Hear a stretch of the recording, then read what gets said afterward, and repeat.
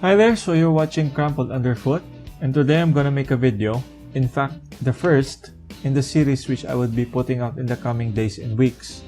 And this is all about STAAD.Pro, the basics of the software. And this software program is more commonly known as simply STAAD.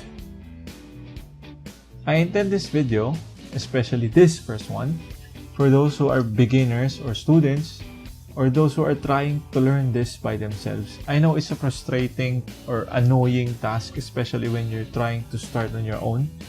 But I hope I would be able to help you, and please stay tuned because this is just a first and I would be putting out more in the coming days and weeks.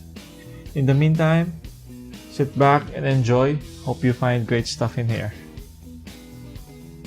So to start off, our primary objective for this first video is not to model or to start working with anything yet.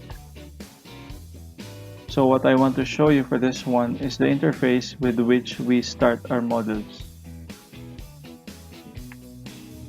So notice I'm using V8i. Now you might be using a different version of the software, but don't mind this displays here or this dialog box here, because in other versions they might not be available. So what we want to check is the configure command under the file tab. So the three things that I want to emphasize is the base unit, background color, and the global axis orientation.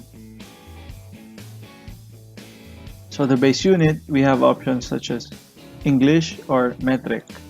And for the background color, whether you want it white or black. And then the global axis orientation, so it's Y or Z, whichever you want to assign as your vertical axis. Okay. So I'll be starting a new project.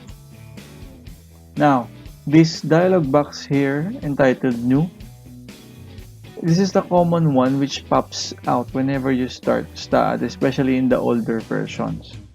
Under here, we have four options: the space, plane, floor, and truss. Now the space is just a 3D space in which you can model anything within the XYZ axis. And then the plane, it's planar and you are confined within the XY.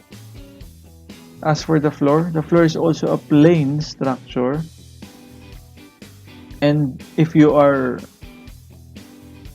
within the Y up, you are automatically within the XZ if you model a floor system.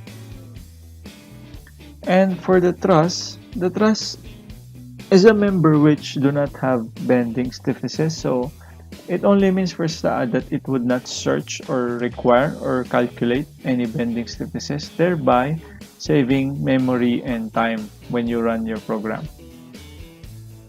And then the length units and the force units.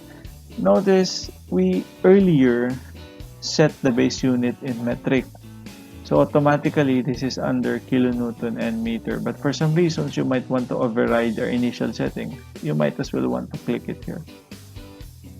And then the file name, for your records purposes, you can name it anything you want, but just be careful for some characters which are not allowed within the STAAD.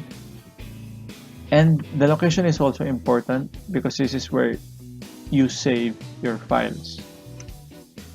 Always remember this because you might be lost in some cases that you might forget in which directory you save your files.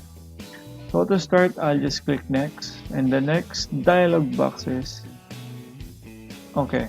This only means I already have the same file name, and that is this one.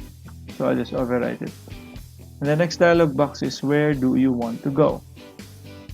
Now, these options here, add beam, add plate, add solid. This is a linear element or 1D, and the add plate is a 2D element. And so the solid is a 3D element. Now the structure wizard is a sort of a plugin or add-on that enables you to model primitive or parametric shapes like trusses, multi-bay frames, grid floor systems, Anything that is regular, you can find it here.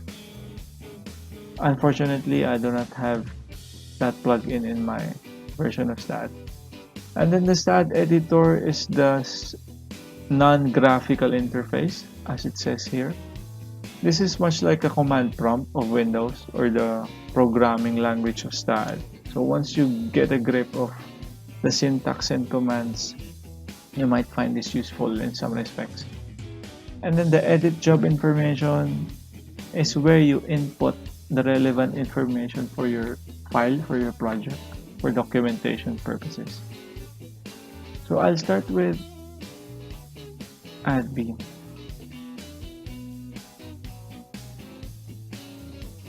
For simplicity, I'll select plane.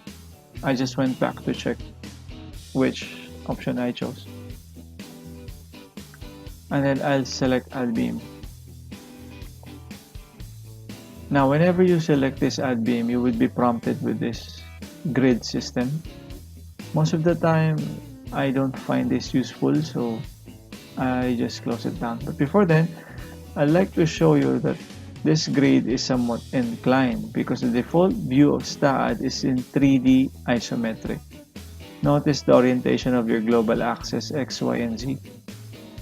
But since we'll be working on plane, I'll confine our views in the positive Z. By the way, these cubes here will indicate which side or elevation you would want to view your structure from. So for XY plane, I chose positive Z, and I'll just close it down. So that's all we got for this first video. I hope to see you around again, and please, if you enjoy this one, don't forget to drop some likes or comments or suggestions below. And don't forget as well to subscribe to stay tuned in. As I've said, I'll be putting out a series of videos in the coming days and weeks. Thanks for watching, guys. See you around.